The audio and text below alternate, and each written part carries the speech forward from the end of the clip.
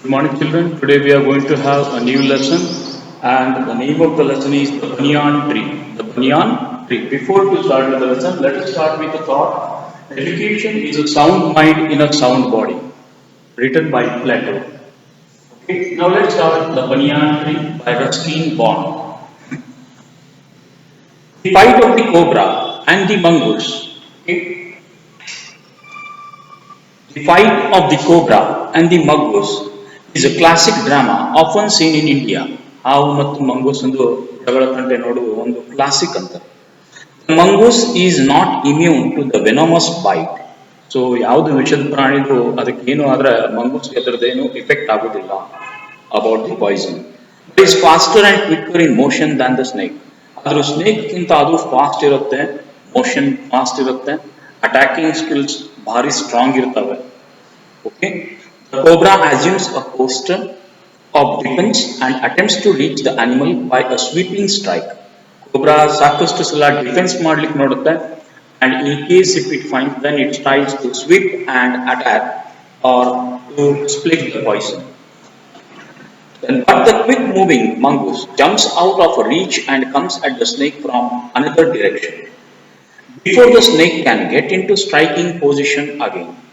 This constant movement tries and discourages the snake, and the mongoose is finally able to leap in close and bury its teeth in the snake's neck, usually severing the joints of its vertebrae. You must have seen a banyan tree.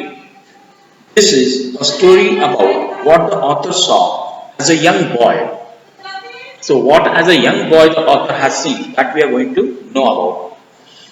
When he was sitting in an old banyan tree in his grandfather's house. So, let's see part 1.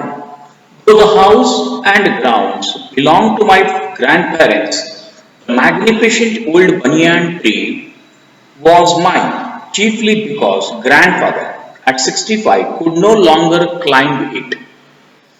Its spreading branches which hung to the ground and took root again, forming a number of twisting passages, gave me an endless pleasure.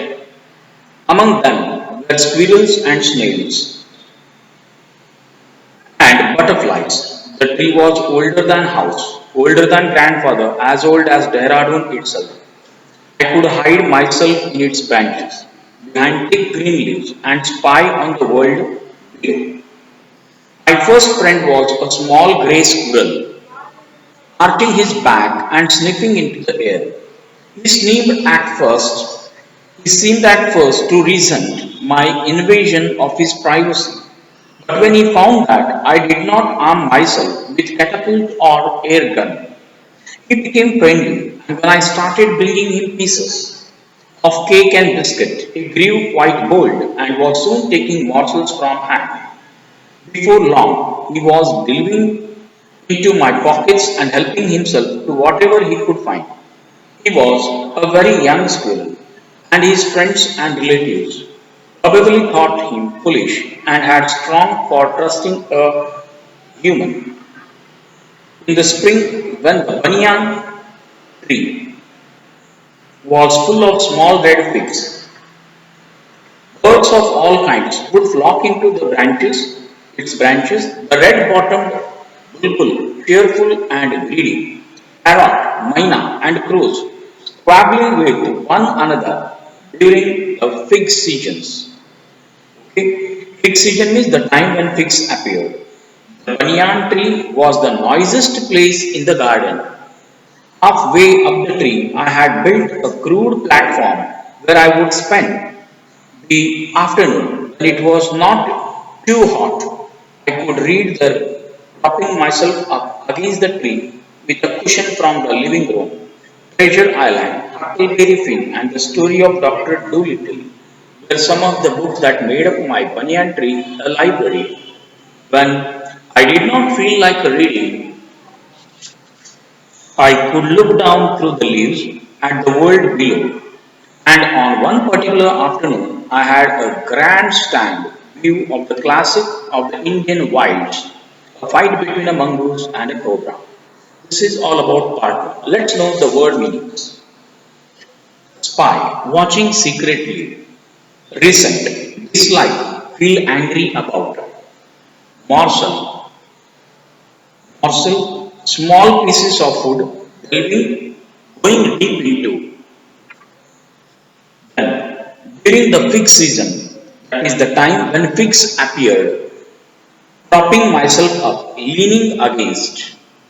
Grandstand view, a clear view from the best position. A grandstand is a large covered space with rows of seats for people to watch sports. Let's come to the part 2. The warm breezes of approaching summer had sent everyone, including the gardener, into the house. I was feeling drowsy myself, wondering if I should go to the pond and have a swim with Ramu and the buffaloes, when I saw a huge black cobra gliding out of a clump of cactus. At the same time, a mongoose emerged from the bushes and went straight for the cobra. In a clearing beneath the banyan tree, in bright sunshine, they came face to face. The cobra knew only too well that the grey mongoose, 3 feet long, was a super fighter, clever and aggressive. But the cobra, too, was a skillful and experienced fighter. He could move swiftly and strike with the speed of light, and the sacks behind his long, sharp fangs were full of deadly poison. It was to be a battle of champions. Hissing defiance, his forked tongue darting in and out, the cobra raised 3 of his 6 feet off the ground and spread his broad spectacled hood. The mongoose pushed his tail. The long hair on his spine stood up. Though the combatants were unaware of my presence in the tree, they were soon made aware of the arrival of 2 other spectators. One was a myna, the other a jungle crow. They had seen these preparations for battle and had settled on the cactus to watch the outcome. Had they been content only to watch, all would have been well with both of them. Let's know the word meaning. Gliding, moving smoothly, clump, group of bushes or trees, emerged, came out, clearing an open space in a forest where there are no trees. Sacks, a part of an animal or plant shaped like a bag. Fangs, long sharp teeth of a snake or dog. Defiance, rebellion, resistance.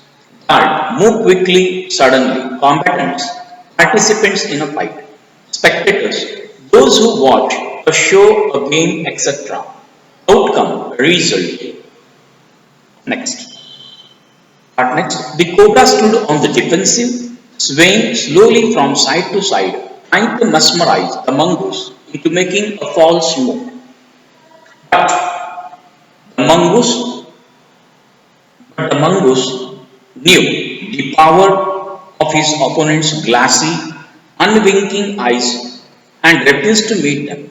Instead, he fixed his gaze at a point just below the cobra hood and opened the attack, moving forward quickly until he was just within the cobra's reach. The mongoose made a pretended move to one side. Immediately, you can see the cobra struck. His great hood came down so swiftly that I thought nothing could save the mongoose. But the little fellow jumped neatly to one side and darted in and as swiftly as the cobra, biting the snake on the back and darting away again out of reach. At the same moment that the cobra struck, the crow and the myna hurled themselves at him, only to collide heavily in mid-air, shrieking insults at each other. They returned to the cactus plant. A few drops of blood glistened on the cobra's back. The cobra struck and missed again. The mongoose sprang aside, jumped in a pit. Again the birds dived at the snake, bumped into each other's instead, and returned shrieking to the safety of cactus. The third round followed the same course as the first build with one dramatic difference. The crow and the myna, still determined to take part in the proceedings, dived at the cobra, but this time they missed each other as well as their mark. The myna flew on and reached its perch, but the crow tried to pull up mid-air and turn back. In the second that it took the bird to do this, the cobra whipped his head back and struck with great force, his snout thudding against the crow's body. I saw the bird flung nearly 20 feet across the garden. It fluttered about for a while, then lay still. The myna remained on the cactus plant, and when the snake and the mongoose returned to the fight, very wisely decided not to interfere again. The cobra was weakening, and the mongoose, walking fearlessly up to it, raised himself on his short legs and with a lightning snap had the big snake by the snout. The cobra writhed and lashed about in a frightening manner, and even coiled itself about the mongoose, but to no avail. The little fellow hung grimly on until the snake had ceased to struggle. He then smelt along its quivering length, gripped it round the hook, and dragged it into the bushes. The myna dropped cautiously to the ground, hopped about, peered into the bushes from a safe distance, and then, with a shrill cry of congratulations, flew away. A rusty gone, slightly abridged. This is all about the lesson, the banyan tree. I hope everyone might have enjoyed reading and knowing about the lesson, the banyan tree. So, dear students, I request you once again to read this lesson with full concentration and also can check and try on exercise work. We'll see you then in the next class. See you. Bye bye.